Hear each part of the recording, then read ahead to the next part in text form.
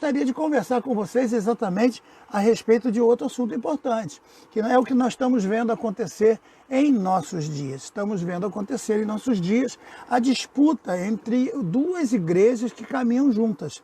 Uma igreja farisaica, né, que segue e arrisca o farisaísmo do tempo de Jesus, não do que se tornou a palavra ao longo do tempo, porque a palavra fariseu ao longo do tempo se transformou naquilo que a pessoa insinua ser, mas não é, né? Então, um indivíduo que é chamado de fariseu é aquele indivíduo que se comporta de uma forma diferente daquilo que ele tenta mostrar, daquilo que ele tenta dizer.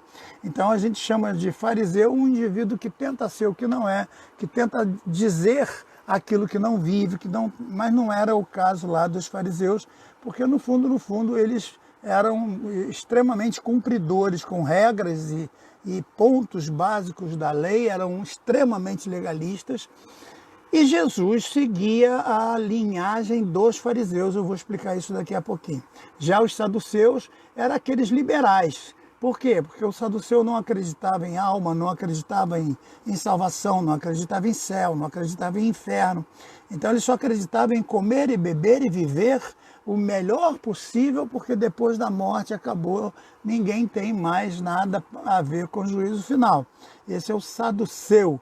Mas nós temos hoje muitos crentes que são assim, eles só querem o presente, querem viver o momento, eles não estão muito preocupados com o céu, não estão preocupados com o juízo final, não estão preocupados porque prestarão contas um dia ao Senhor, eles apenas querem viver o presente, né? Então eles são saduceus sem saber que são.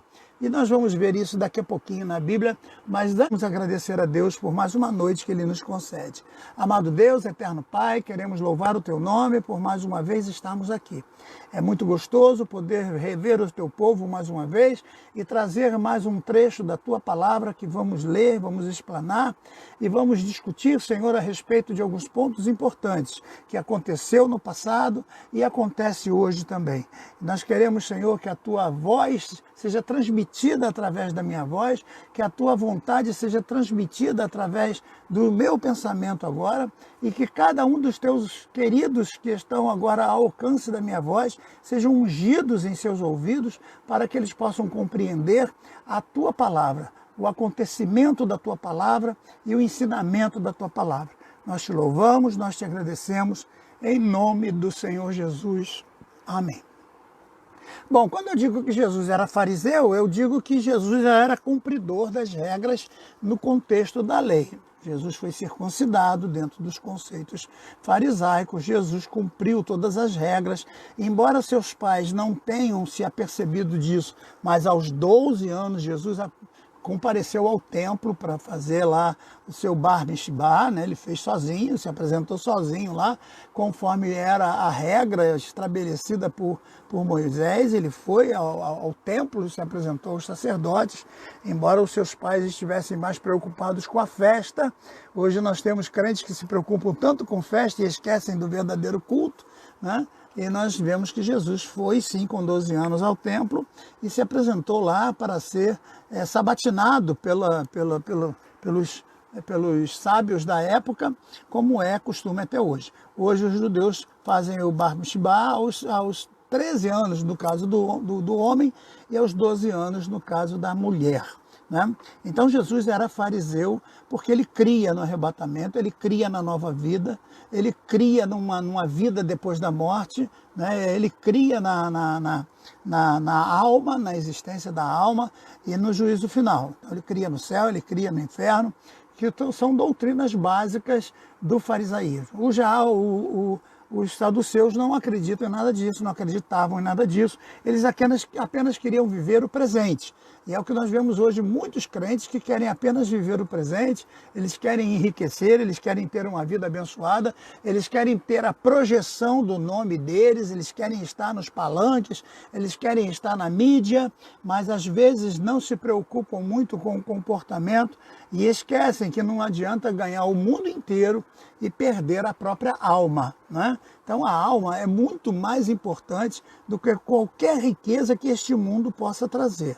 E eu escolhi um texto de suma importância para nós, que está em Lucas capítulo 7, do versículo 36 até o 50. E eu queria ler esse texto, depois quero ler outros textos para a gente fazer uma comparação e a gente poder chegar a algum acordo em relação ao texto bíblico. Hoje eu estava lendo um artigo de uma certa pessoa que publicou na internet lá um texto e a defesa dele lá nos pensamentos de um determinado pensador e ele defendendo lá a sua linha de pensamento, defendendo que aquele é o mais certo, é o mais correto e tal, tal, tal.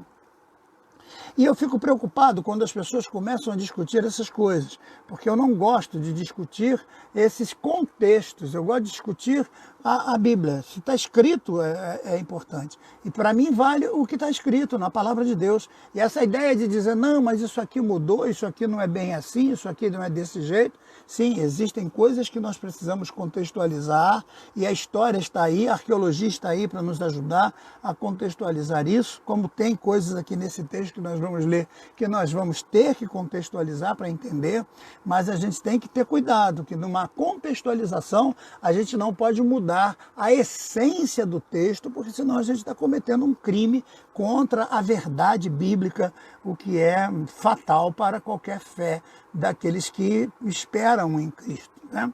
Então o texto diz assim, Lucas capítulo 7, é o caso de uma mulher pecadora que infelizmente é confundida pela Igreja Católica, pelos teólogos católicos, nem todos, né? Nem todos, graças a Deus, mas muitos teólogos católicos acham que essa mulher era Maria Madalena, e eu não sei porquê, não tenho a menor ideia de onde surgiu a ideia de que esta mulher aqui seria Maria Madalena. Mas vamos ler o texto e vamos chegar a uma conclusão.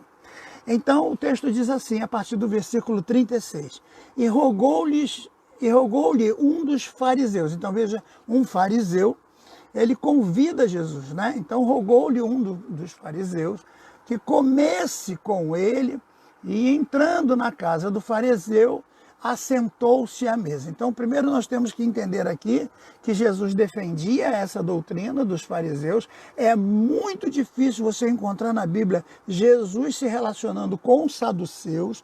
Os saduceus pertenciam ao Sinédrio, pertenciam, por exemplo, Caifás e enfim, todos os sacerdotes da época eram saduceus, certo? Então eles não tinham nenhum contato de aproximação, a não ser aqueles que eram fariseus. Por exemplo, Nicodemos era fariseu, o José de Arimateia era fariseu. Era muito mais fácil aproximar-se de Jesus, os fariseus, do que os saduceus, certo? Então, nesse caso aqui, esse fariseu convida Jesus para comer em sua casa. E aqui agora precisamos entender esse texto, porque o texto diz que assentou-se à mesa para comer. Esse texto precisa ser contextualizado, porque na época de Jesus não existia mesa com cadeiras em volta. Então, assentar-se à mesa para comer não tem o significado de hoje. Por isso que aquela ceia pintada lá por Leonardo da Vinci, ela nada tem a ver com a ceia verdadeira do Senhor no dia em que Jesus comemorou a primeira ceia lá, depois de ter encerrado o período da Páscoa. Então, ali na mesa da época, era uma mesa em forma de U, onde as pessoas deitavam meio encurvadas, com o cotovelo esquerdo no chão, apoiando. A mão esquerda não era usada para colocar nos alimentos, não se colocava a mão esquerda sobre a mesa, a mão esquerda ficava então apoiando o corpo e as pessoas apenas com a mão direita pegavam a comida e levavam à boca. Com isso os pés ficavam para trás, meio que deitadas, né? As pessoas comiam meio que curvadas, deitadas em almofadas, não existia cadeira. E a mesa era bem mais baixa, com 40 centímetros de altura.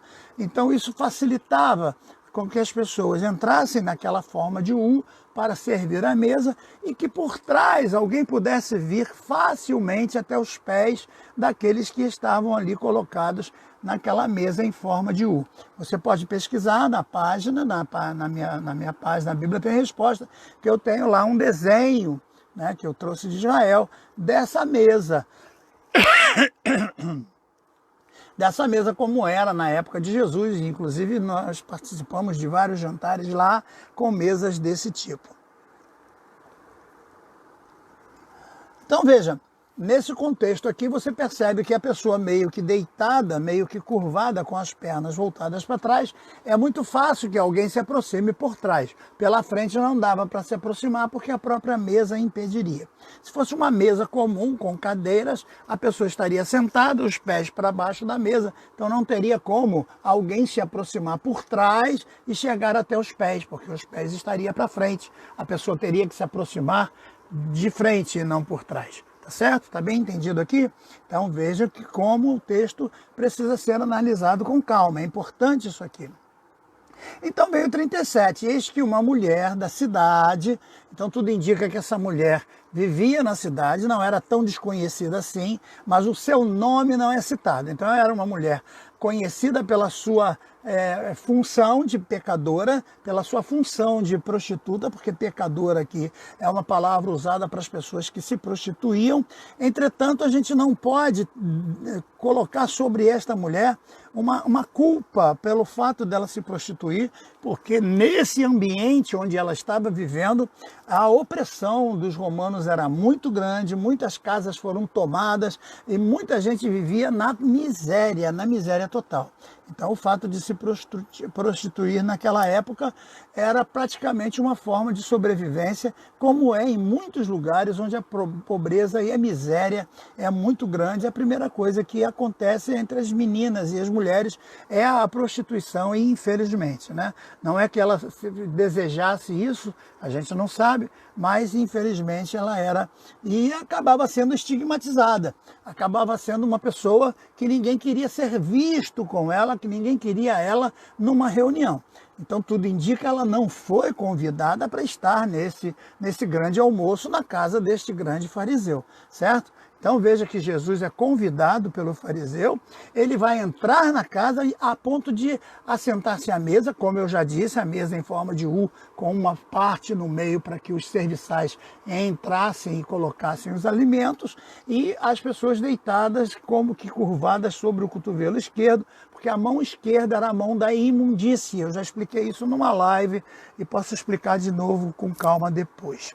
Então agora veja que essa mulher vai entrar por trás. Então o texto diz, e uma mulher da cidade, uma pecadora, sabendo que Jesus estava à mesa, na casa do fariseu, levou consigo um vaso de alabastro com unguento.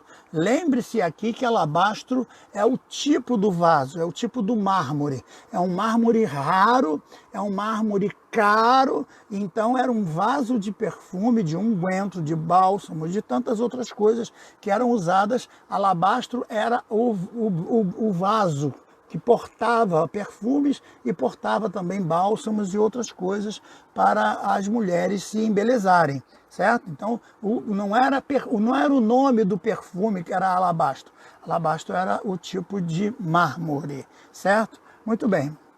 Ela não foi convidada, mas deu um jeito dela de entrar lá furtivamente na reunião. Porque o 38, o versículo 38 diz que ela vai entrar por trás.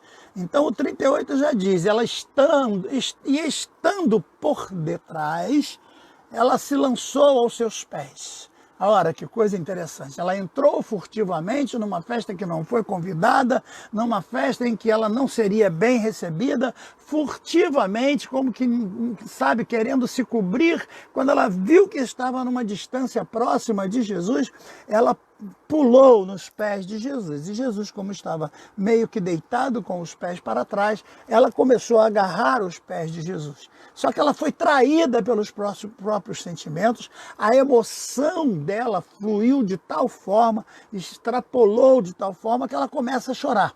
E no seu choro vai acabar caindo lágrimas. E as lágrimas vão cair sobre os pés de Jesus. E ela vai ficando cada vez mais perturbada nas suas ações, porque agora os seus sentimentos se misturam com os seus desejos, porque a vontade dela era passar aquele bálsamo em Jesus, era ungir Jesus de alguma forma, era reconhecer Jesus como Senhor, era dar a Jesus a honra de ser ungido, mesmo sendo ela uma pecadora.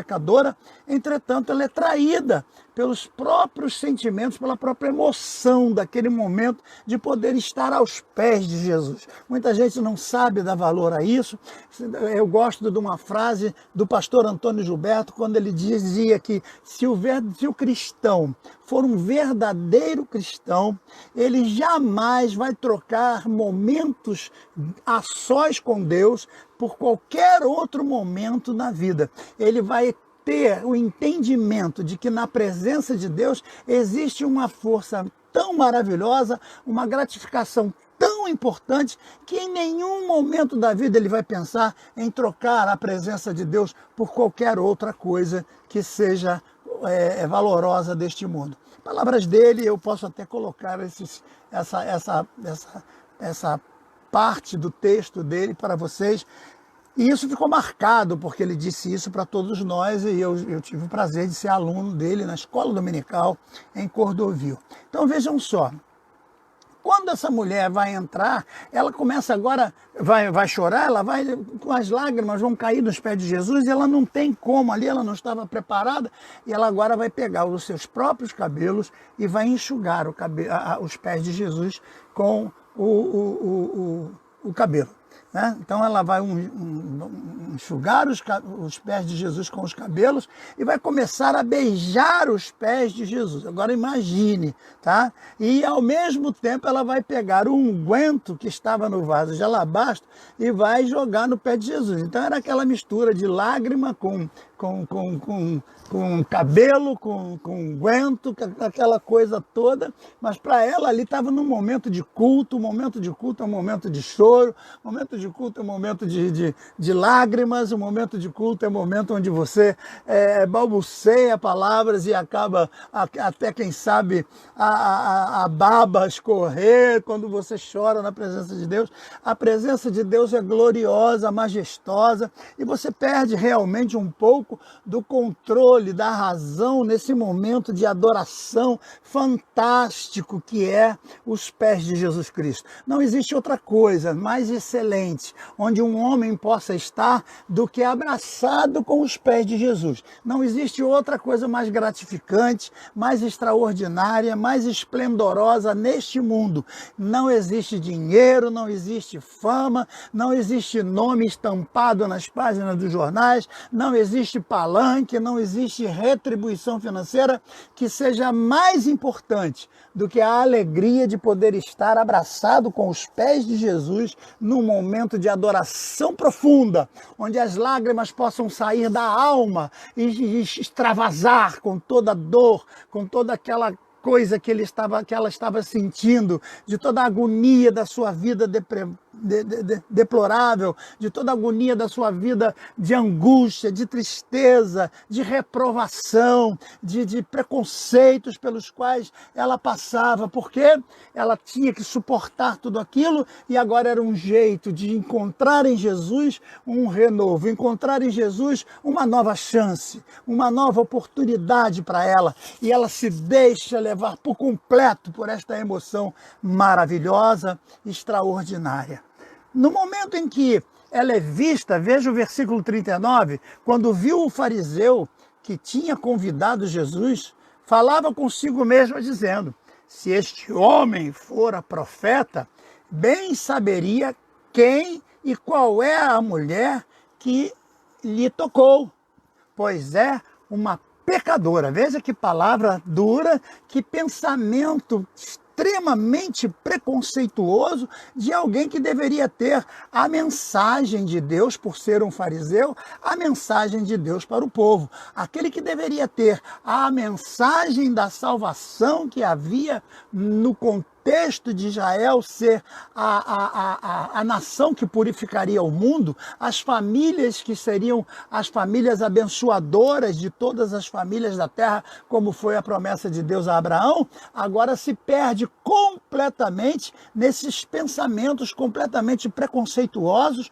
onde eles estão agora recusando os pecadores para tentar aceitar somente os santos, entre aspas. Entretanto, este homem, quando ele convida Jesus, ele não tem o cuidado de observar as regras importantes para se convidar alguém ao nível de Jesus, e a gente vai ver isso daqui a pouco. Então, ele começa a censurar Jesus, ele começa a se colocar acima de Jesus. E esse é o problema de muitos fariseus hoje, que eles cumprem as regras completamente e se acham os donos da sabedoria. Eles estudam, eles fazem faculdade, eles fazem não sei o que, eles fazem cursinho, eles entram para o hall de membros, eles aceitam lá as nomeações, eles são bem preparados, eles são bem aplaudidos e eles conseguem um status. E agora que tem esse status, eles se acham os reis da cocada preta. E agora começa a tratar todo mundo de cima para baixo, como se todos fossem lixo e eles fossem os verdadeiros santos entre a terra. Então eles acham que alguém pode estar debaixo da cobertura espiritual deles, porque eles são extraordinários. E agora começa a tratar Jesus como se o próprio Jesus estivesse abaixo deles, porque eles se acham os próprios deuses na terra, né? Esquecendo que a maior ação de Deus não foi como Deus, mas foi como homem, né? A maior ação de Deus para os homens foi ser homem. E hoje a maior ação de muitos pastores é querer ser deuses e serem tratados como deuses e serem reverenciados como deuses, certo? Então vejam que naquele momento, né, Jesus vai perceber que ele está pensando e Jesus responde. Respondendo, Jesus disse-lhe, Simão, então o nome do fariseu era Simão, uma coisa tenho a dizer-te. E ele disse, dize a mestre, olha que tratamento, coisa de fariseu mesmo, né? Um certo credor tinha 2 devedores, um lhe devia 500 dinheiros e o outro apenas 50. E não tendo eles com que pagar, perdoou-lhes a ambos. Dize, pois, qual deles mais o amará? E Simão respondendo disse, tenho para mim que é aquele a quem mais perdoou. E ele lhe disse, julgaste bem. Então, aquele que foi perdoado de 500 vai amar muito mais do que aquele que foi perdoado apenas de 50. Então, vejam, aquela mulher devia muito mais do que 500 e agora estava sendo perdoada. Então, por isso que ela estava tão grata. E era isso que Jesus tentava dizer para aquele homem incrédulo, que embora tivesse tanta pompa entre a sociedade, mas não tinha o reconhecimento da pessoa de Jesus e de quem era realmente Jesus. Então, agora, ele, voltando-se para a mulher, disse a Simão, vês tu esta mulher? E olha a cobrança de Jesus aqui, sutilmente, como dando alguns tapas sem mão no Simão, que se dizia fariseu e que se dizia tão importante ao ponto de ter o mestre Jesus em sua casa. Tem muita gente que quer Jesus na sua casa, mas não quer tratar Jesus como Senhor. Não quer tratar Jesus da forma adequada que Jesus merece. Não quer tratar Jesus como aquele que é o Senhor de nossas vidas. Não, ele acha que Jesus tem que estar na casa dele para fazer o que ele bem entende, né? E Jesus tem que bater palma para o que ele faz. E agora Jesus vai dizer para ele, vês tu essa mulher? Entrei em tua casa e não me destes água para os pés. Por quê? É de suma importância você entender esse contexto dentro do judaísmo daquela época, onde lavar os pés de um andarilho, de uma pessoa que vinha para sua casa de alguma forma, se você queria que essa pessoa permanecesse na sua casa, se você estava recebendo essa pessoa, para que a pessoa se sentisse à vontade na sua casa, estivesse confortável na tua casa, a primeira coisa que você tinha que fazer é oferecer água e lavar os pés dessa pessoa. Então, quando você lava os pés dessa pessoa, você está dizendo, olha, você tem liberdade de ficar na minha casa. Você pode ficar na minha casa o tempo que você quiser, o tempo que você precisar, porque você vai estar bem guardado aqui. Eu estou lavando os teus pés, isso quer dizer que você aqui na minha casa vai estar muito bem protegido. Aquele homem não lavou os pés de Jesus porque Talvez a intenção dele fosse: Jesus vem, todo mundo pode me ver ao lado de Jesus, né? Naquela época não tinha fotografia, mas todos podiam ver e ver a grandeza de Simão. Olha que homem fantástico, como ele se assenta com Jesus, como ele é poderoso, como ele é importante. Afinal, Jesus foi comer na casa dele. Então, palmas para Simão, palmas para o fariseu, porque ele é famoso, ele é importante. Mas ele não deu importância para Jesus, porque se ele quisesse que Jesus realmente permanecesse na casa dele, a primeira coisa era lavar os pés de Jesus, para dizer isso a Jesus: você é bem-vindo na minha casa, fique o tempo que você quiser ficar, porque a casa é sua.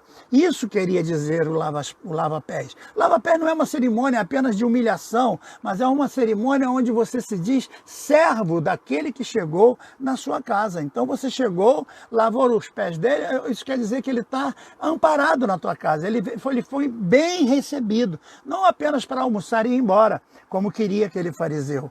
E Jesus percebeu isso, e ele disse: olha, quando cheguei, versículo 44, ele disse: não me deste água para os pés, mas esta mulher regou-me os pés com as suas lágrimas e nos enxugou com seus próprios cabelos. Soltar os cabelos, naquela época, uma mulher só fazia isso diante do seu Senhor absoluto.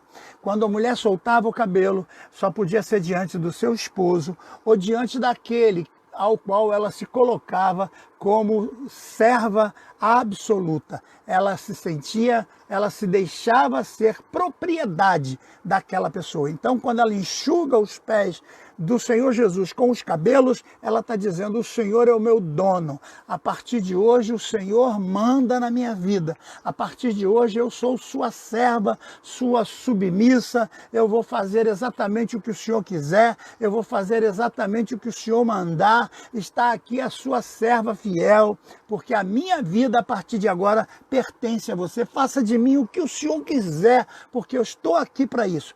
Isso significa enxugar os pés com os cabelos. Isso significa mostrar os cabelos em público. Isso significa, por isso que quando uma mulher era apedrejada, a primeira coisa que se fazia era soltar os cabelos dela e depois deixavam os seios à mostra para que ela fosse apedrejada dentro da sua própria humilhação. Então, soltar os cabelos era uma forma de se humilhar. E aquela mulher se humilha diante de Jesus, abraçada nos pés de Jesus, ela se coloca como uma escrava, como uma serviçal que pudesse obedecer a Jesus em todos os sentidos. Aquilo que Jesus mandasse, ela estaria pronta a obedecer. E, no entanto, o Simão não deu água para os pés de Jesus. Não estava aí para ele. Nada disso ele fez. Ele não pensou nisso. Ele não fez nada disso.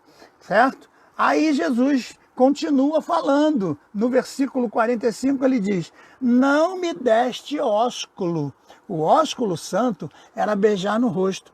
E quando alguém chegava na tua casa, a primeira coisa era lavar os pés, depois a segunda coisa era beijar a pessoa. Ora, quando alguém beijava, o ósculo santo significa: seja bem-vindo. A minha casa é a tua casa. O que é meu é teu. Você pode entrar no meu armário e pegar minha roupa, você pode abrir a minha geladeira e pegar minha comida, você pode comer o meu pão, você pode dormir na minha cama, você pode fazer da minha casa a sua casa, não é? Porque o que é meu é seu. O ósculo santo significa a irmandade, significa a comunhão entre dois irmãos, significa a divisão do que um tem para que os dois sobrevivam.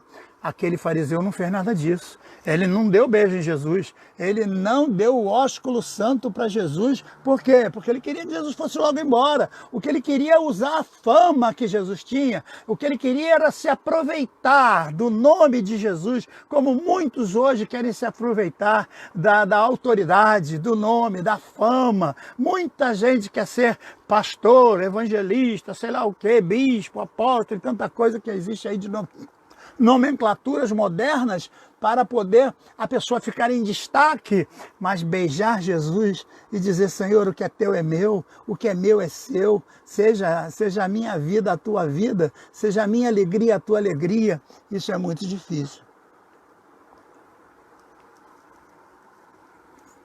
E agora ele continua, né? Versículo 45, ele diz: não me deste o ósculo, mas esta mulher, desde que entrou, não tem cessado de beijar os meus pés. Ora, o fariseu não quis beijar o rosto de Jesus, e a mulher beijava os pés de Jesus. Olha, será que aquele fariseu seria capaz de beijar os pés de Jesus? E eu pergunto a você hoje que está aí dizendo: Jesus é o Senhor da minha vida, Jesus está no comando, Jesus está no controle, mas você é capaz de dar o ósculo santo para Jesus? Você é capaz de lavar os pés de Jesus e dizer: Jesus, entra na minha casa, você é dono da minha geladeira, você é dono do meu salário, você é dono do meu bolso, você é dono dos meus bens, você é dono de tudo que eu tenho, é teu.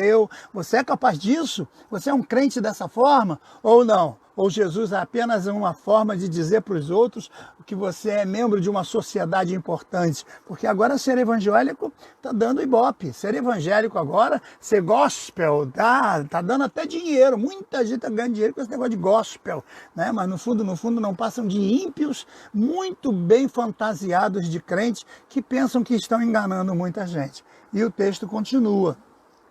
Agora, no 45, ele vai falar de uma coisa que talvez seja a mais importante de todas. Ele diz: não me ungistes a cabeça com óleo. Essa era a terceira coisa que alguém podia fazer. Então, a primeira é lavar os pés. Preste atenção. Lavar os pés significa: pode ficar na minha casa o tempo que você quiser. Dar o ósculo santo significa: o que é meu é teu. Você pode comer da minha comida, você pode vestir a minha roupa, você pode dormir ali no cantinho da minha casa, você pode usar a minha casa como tua moradia. O ósculo santo, você é meu irmão, você pode ser participante de tudo que eu tenho. Mas quando alguém ungia a cabeça da pessoa com óleo, isso significava reconhecimento espiritual. Preste atenção, ungir a cabeça de alguém com óleo era reconhecer que aquela pessoa tinha autoridade espiritual sobre a vida da pessoa. Então, Jesus cobrou dele: você não ungiu minha cabeça com óleo quando eu entrei na tua casa. Por que você não ungiu? Porque você não me reconhece como teu Senhor, você não me reconhece como autoridade na tua vida, você não faz aquilo que eu mandaria você fazer, você não é um obediente, você quer fazer o que bem entende. E tem muito crente hoje que age deste jeito. Ele não dá ao Senhor o reino que é devido. Ele até faz a oração: Pai nosso que está no céu, seja feita a tua vontade, assim na terra como no céu. Mas quando chega na venha a nós o teu reino, seja feita a tua vontade, assim que contanto que seja com a minha vontade também, e o reino é meu, eu também quero mandar, contanto que seja a minha vontade e não a de Deus.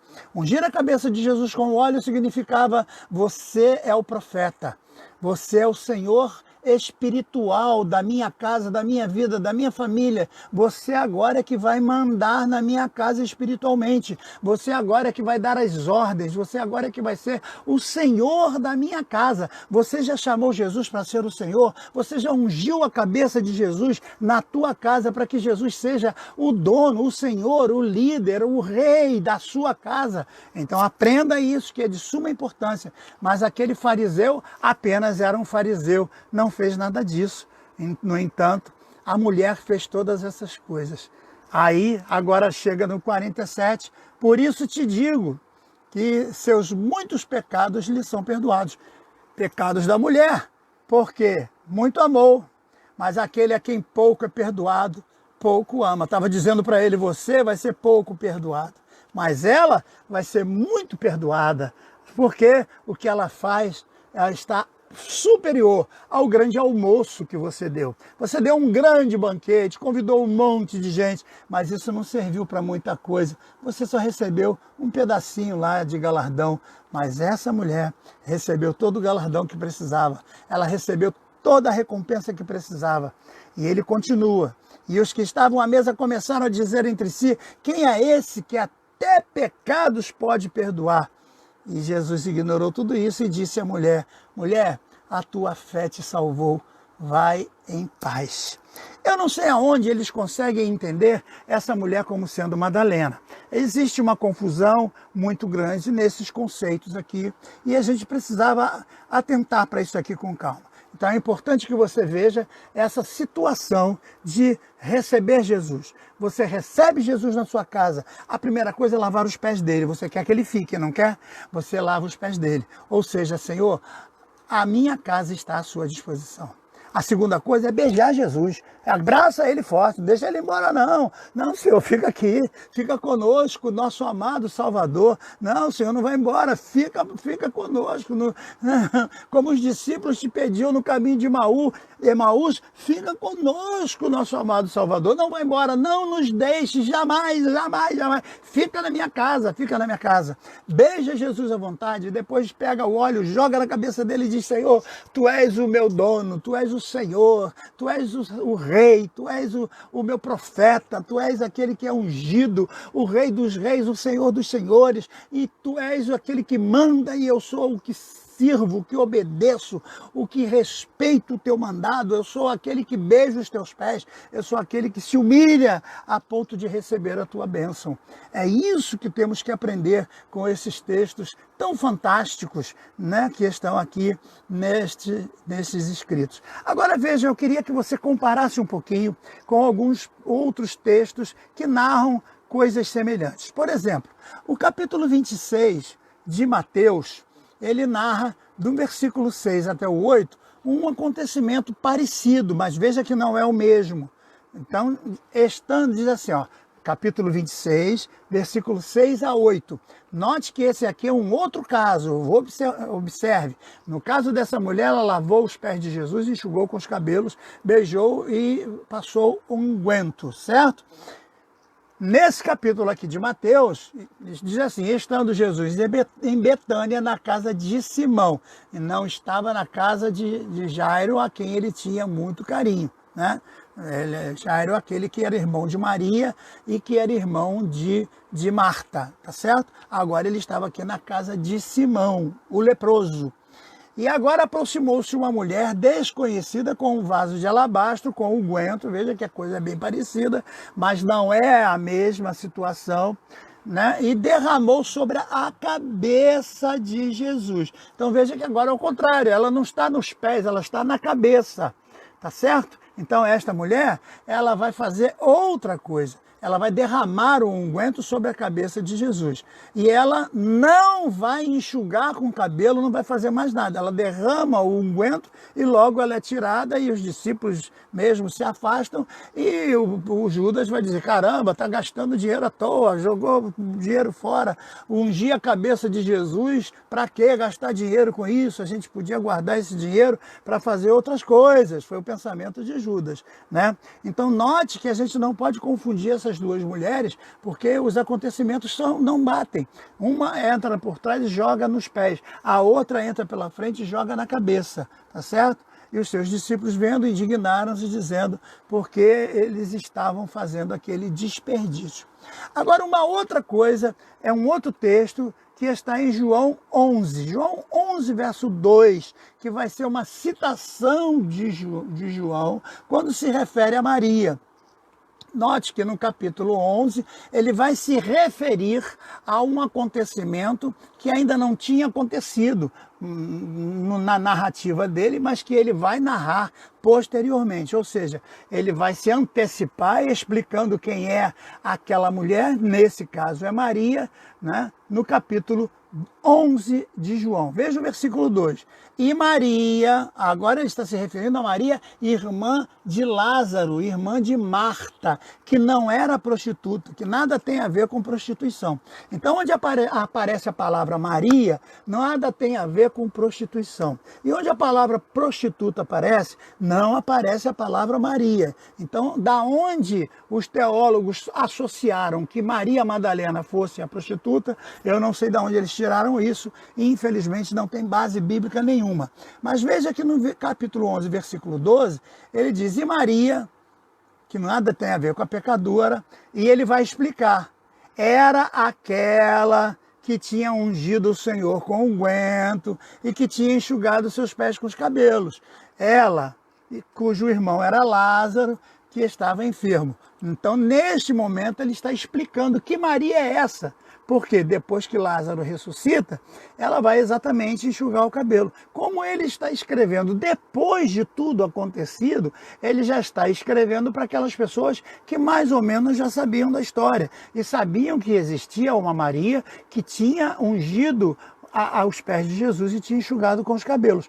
Essa Maria, então, é a irmã de Lázaro e de Marta. E o acontecimento está no capítulo 12. Note que a ordem cronológica parece estar trocada, mas não está, né? João está se referindo a Maria, explicando quem ela era, mas no capítulo 12 é que ele vai contar o que realmente aconteceu. E diz o texto, em João 12, versículos de 1 a 3, eu espero que você esteja entendendo bem, né? Porque tudo está sendo gravado, dá para você ouvir de novo depois. Agora no capítulo 12, de 1 a 3 de João, ele vai dizer, E foi, pois, Jesus 6 dias antes da Páscoa a Betânia, onde estava Lázaro. Então veja que agora não é mais a casa de Simão, é a casa de Lázaro, né? O que falecera, aquele que havia falecido e que havia ressuscitado dentre os mortos. Fizeram-lhe, pois, uma ceia, Marta servia à mesa e Lázaro era um dos que estava à mesa com Jesus. Então Maria, Maria, irmã de Marta, irmã de Lázaro, não é Maria Madalena, não existe aí nenhuma ligação com Maria Madalena, né? Portanto não era pecadora, não era prostituta, nada tem a ver com isso, tomando um arretel de unguento de nardo puro. Veja que agora não é mais alabastro, ela agora vai usar, não é mais um unguento, é um nardo puro de preço muito alto, ungiu os pés de Jesus e enxugou-lhe os pés com seus cabelos. E encheu-se a casa de um cheiro de unguento fantástico. Então veja que coisa linda é o que vai fazer a Maria, né, irmã de Marta e irmã de Lázaro. Nesse contexto, Maria aqui não é prostituta, é irmã de Marta e está se colocando na mesma posição. Só que ela não chora, não cai lágrimas, ela apenas joga o nardo, que é o perfume, e depois enxuga com os cabelos, também se colocando como escrava de Jesus, para que Jesus fizesse dela o que bem entendesse. Era uma forma que as mulheres usavam para se colocar como serviçais totais dos homens a quem ela apreciasse, a quem ela tivesse honrado com suas próprias vidas. Elas seriam capazes de morrer por esse, né? Então as mulheres e os homens do tempo de Jesus davam a vida. O evangelho nasceu com homens que davam a vida por Jesus. Hoje eles dão Jesus por suas vidas, né? Eles davam tudo para servir a Jesus. Hoje eles querem tudo para poder servir a Jesus. É diferente, né? Então compare esses textos que você vai ver que na realidade existem dois textos se referindo a Maria, irmã de Lázaro e de Marta, um texto se referindo a uma outra mulher de Betânia que derramou na cabeça de Jesus e um único texto se referindo àquela mulher que entra por trás, cujo nome não é revelado e ninguém sabia quem era essa mulher, apenas o estigma que ela carregava. Ela era uma pecadora, portanto uma pessoa reprovada pela sociedade. Então vejam como a gente aprende nesses textos, como é importante entender essa cultura para que a gente traga para os nossos dias. Quem sabe hoje os nossos cultos não estejam sendo como a hipocrisia daquele, né, fariseu. A gente vai à igreja apenas para cultuar, apenas para todo mundo ver que a gente está lá, apenas para a gente cumprir um ritual. Vejam, Jesus está na minha casa, eu sou famoso, mas eu não beijo Jesus, eu não lavo os pés de Jesus, eu não unjo a cabeça de Jesus, eu não quero nada com Jesus, eu quero o que Jesus pode me dar, mas não quero dar a Ele nada do que Ele queira de mim. Eu quero a bênção de Deus, mas eu não quero o Deus da bênção. Eu quero a cura divina, mas eu não quero o divino da cura. Eu quero a unção de Deus, mas não quero o Deus da unção. Eu quero o poder de Deus, mas não quero o Deus do poder. Então as coisas estão trocadas, as coisas estão muito confusas hoje em dia. As pessoas não estão mais buscando servir ser escravos, serem colocados como servos. Eles querem ser servidos, eles querem ser senhores, eles querem os palanques, eles querem os grandes púlpitos e as grandes igrejas, esquecendo que Jesus foi apenas um humilde servo de Deus que obedeceu como filho obedece o Pai, dando a sua vida para morrer naquela cruz voluntariamente, para que nós hoje pudéssemos ter a salvação através da sua vida. Eu espero que esse texto tenha enriquecido a tua vida, o teu coração. Eu espero que esta mensagem tenha conseguido falar profundamente ao teu coração. Quem sabe você não está encarando o Evangelho de forma meio trocada. Quem sabe você não está olhando para Jesus de uma forma um pouco distorcida.